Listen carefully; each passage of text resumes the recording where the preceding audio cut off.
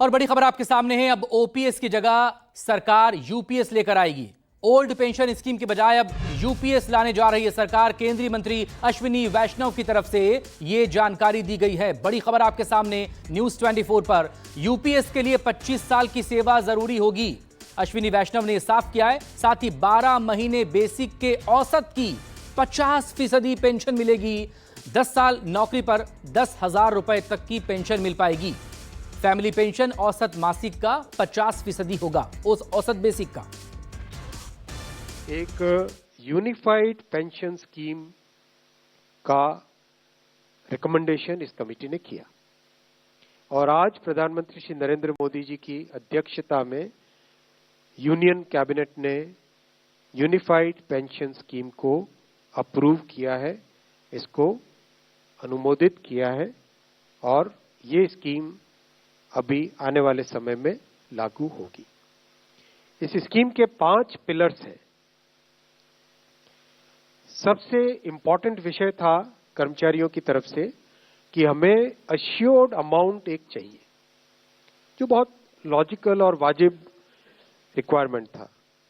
तो इस डिमांड पे एक मेथोडिकल वे में काम करके और एक्चुअरियल साइंसेस, जो लोग आगे का भविष्य का रिक्वायरमेंट वगैरह कंप्यूट करने का एक तरीका होता है जिसको एक्चुअरियल साइंस बोलते हैं, उनके साथ मिलके कई तरह के फाइनेंशियल मॉडल्स को प्रोजेक्ट करके और सबके साथ मिलके एक सिस्टमेटिक तरीके से 50% अश्योर्ड पेंशन, ये इस यूपीएस का सबसे पहला पिलर है।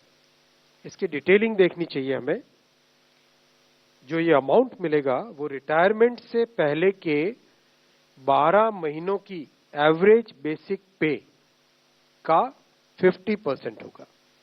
मैं रिपीट कर रहा हूं, अश्योर्ड पेंशन का जो अमाउंट है that will be the average of basic पे ऑफ 12 मंथ्स बिफोर सुपर एनुएशन, उसका 50% होगा। और इस फुल पेंशन के लिए जो क्वालिफाइंग सर्विस रहेगी वो रहेगी 25 ईयर्स, यानी 25 वर्ष तक अगर किसी ने काम किया है, सेवा की है, तो उसको फुल पेंशन यानी जो ये अश्योर्ड पेंशन का अमाउंट है वो मिलेगा।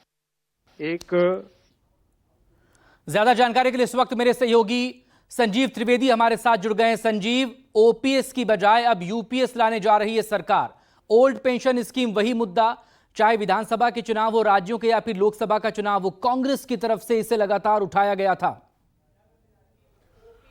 क्या देखिए, देश में 50 लाख कर्मचारी हैं और उनके परिवार वाले, और उस तरह से देखें तो एक बड़ा वोट बैंक है ये सरकारी कर्मचारियों का केंद्र सरकार के। लिहाजा ये जो मांग लगातार चली आ रही थी उस पर कोई न कोई निर्णय लिया जाना था।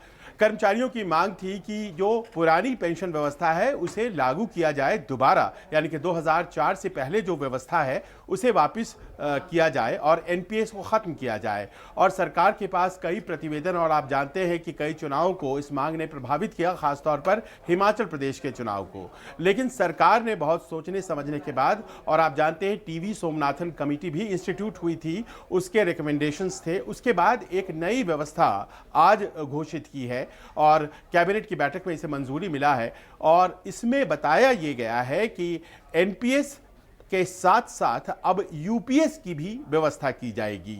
एकीकृत पेंशन योजना, यूनिफाइड पेंशन स्कीम, यानी कि ओपीएस को रिस्टोर तो नहीं किया जा रहा है, लेकिन एनपीएस और यूपीएस ये दोनों व्यवस्थाएं एक साथ रहेंगी। यूपीएस जो व्यवस्था है वो 1 अप्रैल 2025 से लागू हो जाएगी और यूपीएस में जो खास प्रावधान है चुनिंदा, उसके अनुसार किसी भी व्यक्ति की अगर सर्विस लेंथ 25 साल है तो वो यूपीएस के लिए क्वालिफाई कर जाता है। और उसे आखिरकार कौन सी पेंशन मिलेगी रिटायरमेंट पर, तो वो ये कि उसकी जो आखिरी 12 सैलरी, यानी कि आखिरी साल की जो बेसिक सैलरी है उसका औसत का 50% मिलेगा। और इस तरह से आप देखिए कि एक एश्योर्ड इनकम किसी भी सरकारी एम्प्लॉय को मिलना शुरू हो जाएगा, जो कि एनपीएस के द्वारा जो मिल रहा है इनकम उससे बहुत ज्यादा होगा।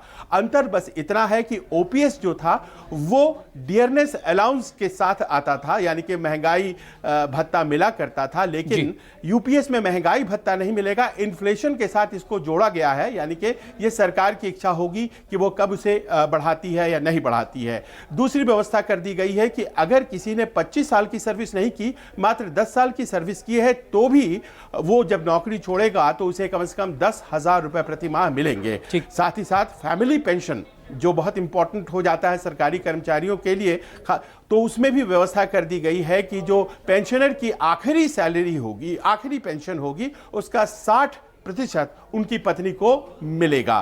तो ये 3 व्यवस्थाएं की गई हैं और साथ साथ ये व्यवस्था भी दी गई है कि ये दोनों व्यवस्थाएं एनपीएस की और यूपीएस की साथ साथ चलेगी। अब कर्मचारी संगठन जो लगातार मांग ये कर रहे थे कि ओपीएस की बहाली होनी चाहिए, वो कैसे इस पर प्रतिक्रिया देते हैं, इसका इंतजार है। जी बहुत शुक्रिया संजीव तमाम डिटेल के लिए।